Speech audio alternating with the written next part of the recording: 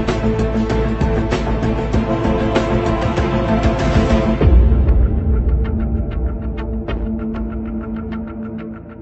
we have our main speaker of the evening, which we've all been waiting for. Please give him a very big hand, Lord Monckton.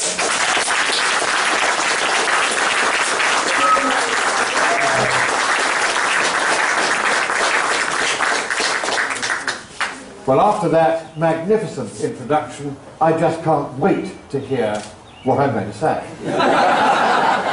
My lords, that's me, ladies and gentlemen, it's a huge pleasure to be here in La La Land, as I believe it is called. And it's charming of you to have turned out in what, for me, is very large numbers, given that you were only given about 2 days' notice that I was coming. There are more than 50 people here, so give yourselves a round of applause for that. Now, I've been struggling to work out how somebody who talks about global warming without having any scientific qualifications in climatology can earn some sort of credibility. And I've looked very carefully and discovered that if you want to be listened to on matters of public policy in this country, what you need is a freshly minted Hawaiian birth certificate. And here's mine.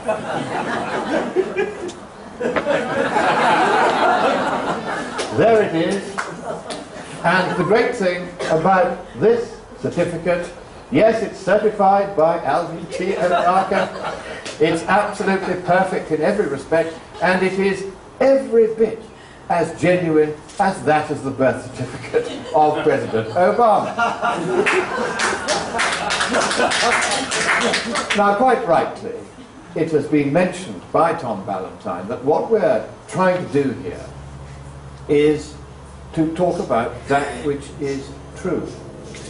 So I'm not here to argue politically for or against President Obama or the future President Romney. Oops, I shouldn't have told you that. I'm here simply to look at various matters which I have stuck my long aristocratic nose into because they interested me. And one of these is the question whether the President of the United States is the President of the United States. And this matters not because he is on the left and I am on the centre right. It is because we have a long, close, special relationship, your country and mine, and I do not want to see America fail. And there's a real danger that unless the question of whether or not your president is your president is addressed properly by those who now have the power to address it properly, then it will come back to bite them at a time when they are not ready for it. And the world is now facing severe financial dislocation. We need sure and certain leadership at the top, particularly here in the United States, and that while this question is out there unresolved, I don't see how Mr. Obama can possibly concentrate fully on the job in hand. So that's why it matters to us in the United Kingdom that this question should be resolved. Now, supposing you wanted to see the birth certificate of the Queen of England, or the Prime Minister, or the Leader of the Opposition, would you have to go down on bended knee to Mr. Onaka, or anyone else for that matter? No. In Britain, all certificates of birth, of marriage, and of death are matters of public record. And all you have to do is go into the Public Record Office, pay your £10 or whatever it is, and you can have the copy of the birth certificate of anybody you want, without restriction. And I must say that in the land of the free, I find it puzzling that the birth certificate of your president is a state secret. Because if I were the president, worrying about this issue, and how do I know he's worried about it? Because in 2008 he released his short form birth certificate, and in 2012 he issued, 2011 I should say, he issued his long form birth certificate, of all places, on the White House website. He is plainly worried by this issue. The Department of Health in Hawaii, which keeps the state secrets, which are the birth records of Hawaii, they are fed up with this issue because people from all over America are getting in touch and saying, we want copies of this certificate, why won't you let it be publicly available? So these two, the Department of Health and your President, have a common interest, surely, in putting this matter firmly and forever to bed. And let's pretend for a moment that the birth certificate of your President is genuine.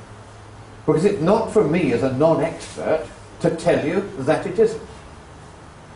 But if it is genuine, then the Department of Health in Hawaii will know that, and the President will know that, and therefore they could and should and surely would do the one thing that is entirely, totally, blindingly obvious. They would open up the original book of records to forensic inspection by experts chosen by both of your political parties.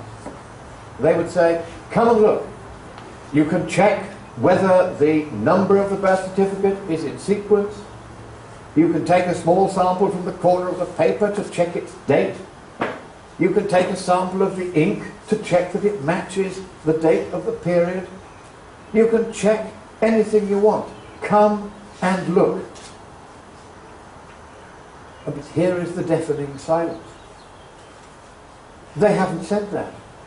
They haven't done the obvious. And the question is, why not? Is it against the law? No, it isn't. It is quite clear in the Hawaiian law that if the keeper of the records wishes to make any of the records public or put them on display or allow them to be inspected, he or she is fully entitled to do so, provided that the subject of that record consents. And clearly, if this record were genuine, or is genuine, then your President would want people to see that it was genuine, and he would be content to have this forensic examination performed, and he would therefore say to the Department in Hawaii, I have no objections, please go ahead and allow forensic experts for both parties to come in and have a really good look. That, after all, is what we can do. I can go and see the original birth record for myself or anybody else in the United Kingdom. I can go there, I can put on my white gloves, I can be monitored by somebody who makes sure I don't tear the page out or write rude notes across it, and I can examine the original document. What is the problem with that? And yet one of the things that happened in one of the cases about this is that the brother of a girl who was born the same day as President Obama and died the following day, when he asked the court in Hawaii whether he could have a copy of the long-form birth certificate for his sister, to which Hawaiian law specifically entitles him, he was told no by the court, because the Deputy Attorney General for Hawaii said, we can't have people looking at the records, that might damage them.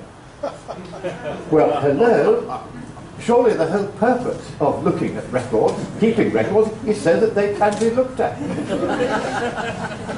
And so, to me, coming from a country where we have a tradition of freedom, and where these public records are just that, public, it is remarkably puzzling how difficult it is for you to have sight of records which to us would be literally an open book.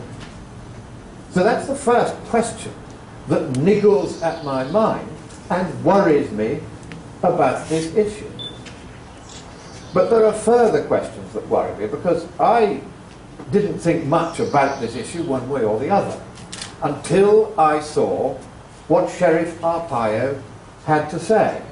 Somebody got in touch and said, you've got to watch this YouTube clip of his press conference. And I thought I was going to see some hick redneck wanting to gain some national publicity for himself by having fun at the expense of your president.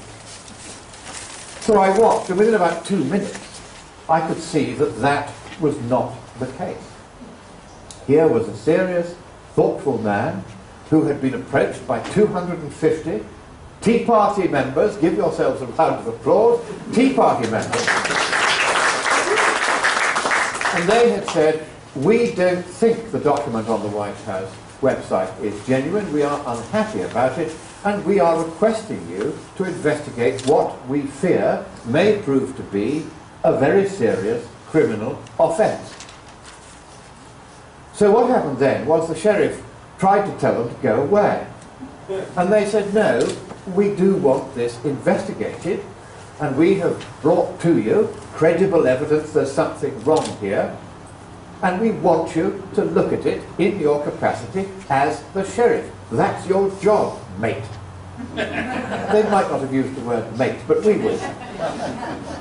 So he then said, oh, all right.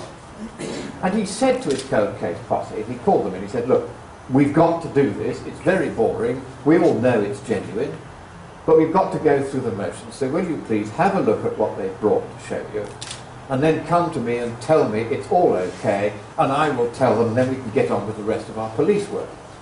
That was his approach. He did not for a moment believe that this document was bogus, because he, like me until that time, had not looked at the question. It was not of interest to him. He had his own county to look after, and he had to make sure there were plentiful supplies of pink underwear for his business. But anyway, he sent the cold case posse away to do this. He wasn't prepared to spend any of the taxpayers' money on this. And they came back to him and they said, Joe, we're very unhappy to have to tell you that we can't give this document a clean bill of health. And he said, oh, for heaven's sake, don't be so silly. And they said, look, we're going to sit you down, we're going to run you through what we've found. And he said, look, I'm sorry, I'm not accepting this. And he made them do 6 months of further digging, just to make absolutely sure. And after 6 months, he said, all right, we'll have to have a press conference, we'll have to announce that we're not happy with this, and that further investigations will now have to be carried out. And it was that press conference on March the 1st this year, which was my first introduction to this, on the face of it, very strange subject.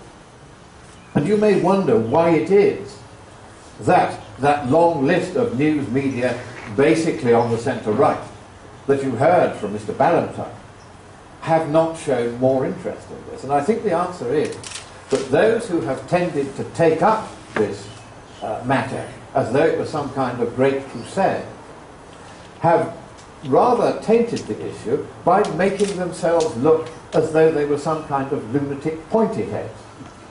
And they have got confused between sticking very carefully to the facts of whether or not we have a genuine document there, and whether or not they like the president politically. And I don't think it is responsible to do that. And I've told some of them this very clearly. I said, if you want to be taken seriously on this issue, stop playing politics with it, confine yourself to the question, is this or is this not a genuine document, and go and get the very best forensic advice and legal advice that you can find.